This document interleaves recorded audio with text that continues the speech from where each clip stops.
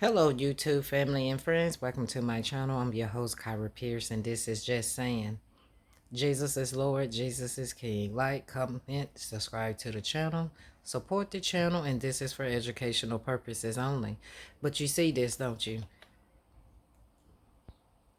I don't want to see one more white creator clutch their pearls or tell me how they're horrified or how they want to leave the country and how you're having a mental breakdown and how it's too much to handle about what's happening in this country. I don't want to hear a goddamn thing about it. I truly don't. You got a fraction of a fraction of a fraction of an inch what it's like to be black in this country. Feels pretty shitty, doesn't it? Yeah, it does.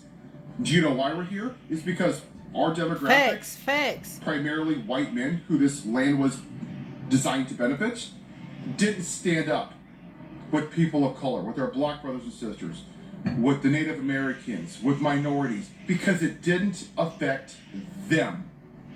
That's why we're here.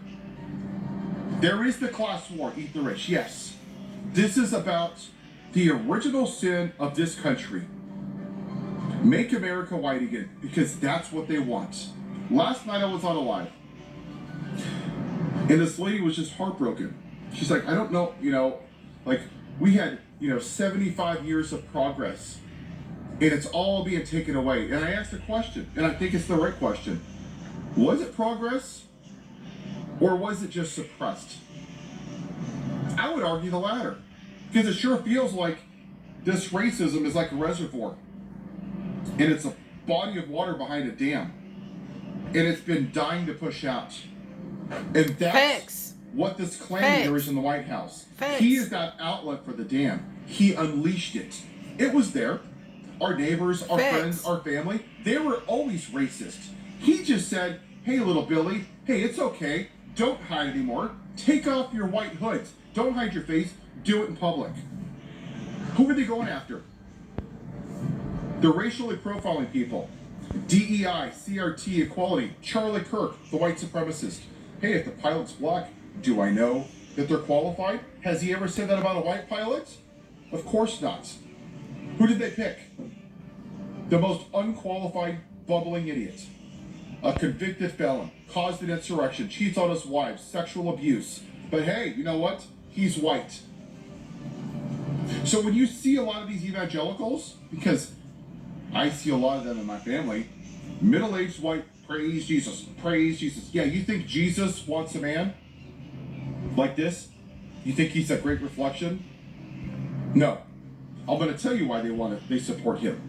Because they view, when you hear the phrase nuclear family or traditional family values or Christianation, when was this a Christianation again? I'm sorry, because I haven't heard one thing. It was founded by founding fathers that owned slaves. They owned goddamn black people like cattle. Yeah, praise Jesus, right?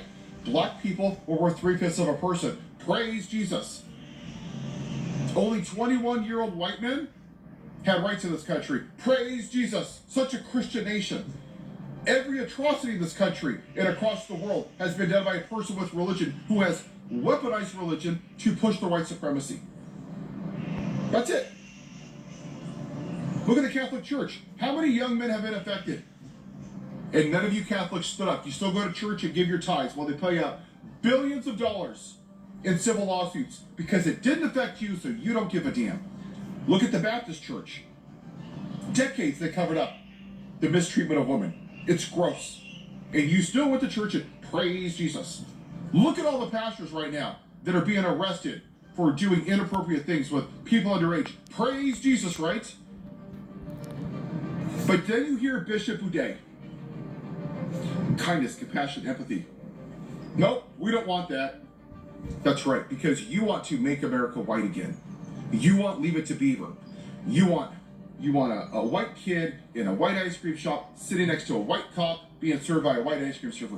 That's what you want. And for all of you middle-aged white people, you are scared to hell that that's going away. And when you hear Fox News, they have posted 244 pieces about trans people since February.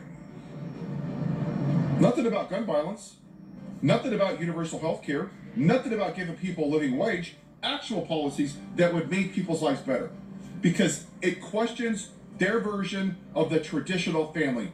And when you hear that, let me be very clear what traditional family values means. It means Y'all, the clip circulating today shows a white man doing the hardest thing a person raised inside a myth can do.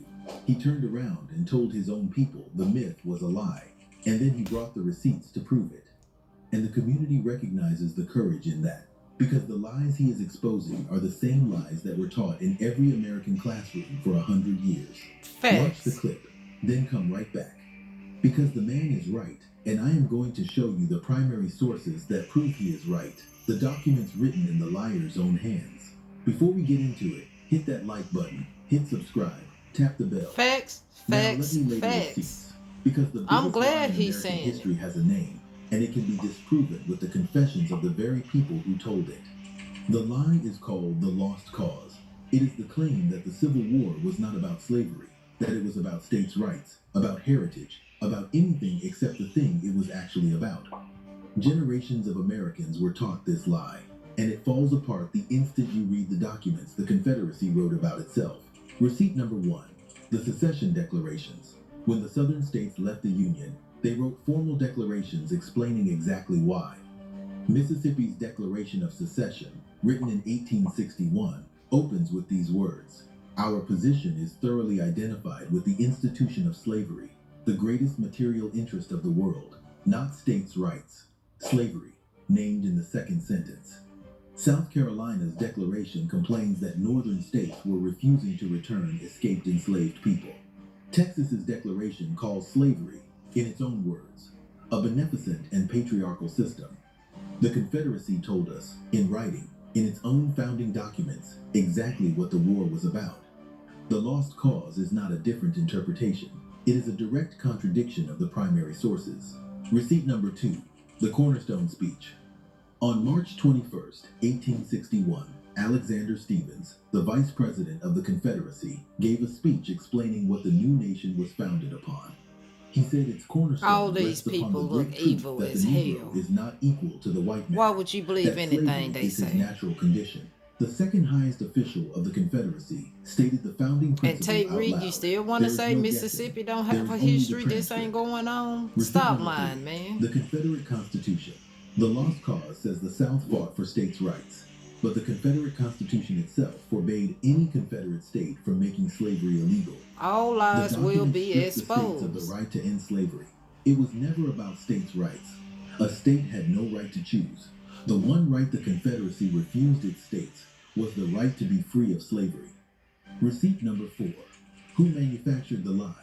The lost cause did not arise by accident. No, In it the did not. decades after the war, an organization called the United Daughters of the Confederacy conducted a deliberate campaign to rewrite the textbooks, raise the monuments, and teach the children that the war had been about noble heritage.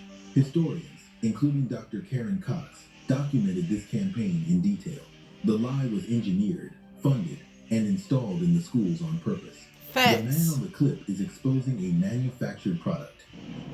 I'm a person of faith, and I have no right, zero, to push my religion or my faith on you. That's what free will is. See, and those white Christian nationalists, those white supremacists, they don't want free will.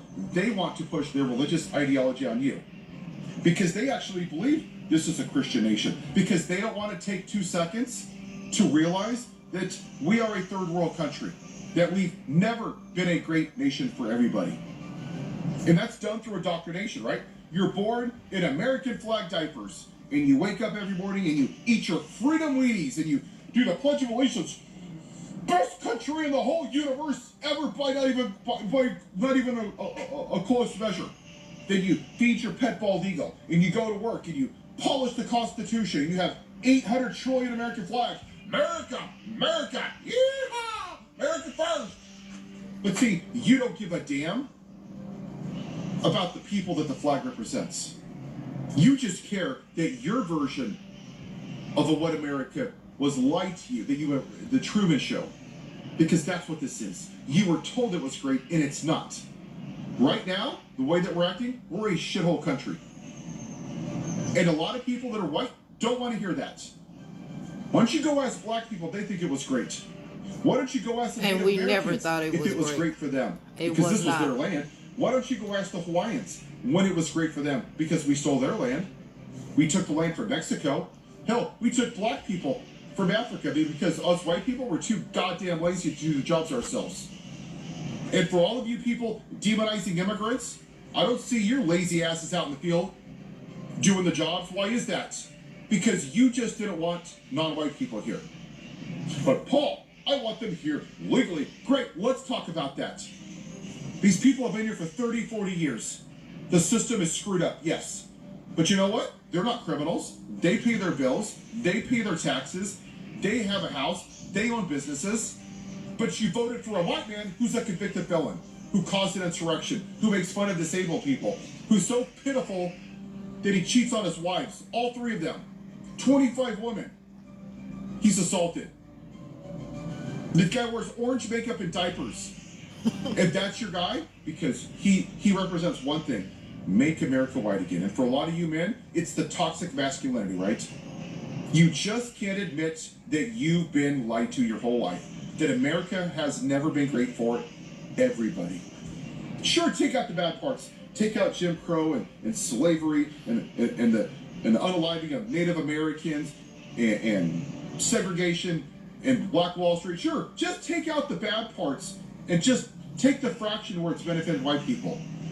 If we don't address this, and if people like me don't speak up like this, whether we like it or not, this is our mess. We created this. Facts. Think of it this way, and I'll leave you with this thought. Look, I build a house, okay? This house is brand new. A black family moves into it, okay? Great, it's wonderful. It starts to get cracks in the walls and the ceilings, and it sags. Facts. They come in, they look at it, they find out that the foundation is broken, okay? That it wasn't poured correctly, it wasn't meant to hold the weight of that house. It was designed poorly. Is it up to the homeowner to fix that house? No. It's up to the person that built the house. Us, white men, the only demographic that has never been oppressed, the demographic that it was designed to support. Whether I like it or not, I have privilege. I don't want it, but I have it. So we have 2 options, people. We can hide behind it and clutch our pearls and bitch and whine and say, oh my gosh, it's so bad. Make it right. Or we right. can use it to stand up and do the right thing and to tear down the patriarchy. Because white supremacy, right now, the one good thing that came out of Harris losing was that now we're forced to address the ugliness and the darkness in this country, which is white supremacy. Which path are you going to choose? How is history going to remember you?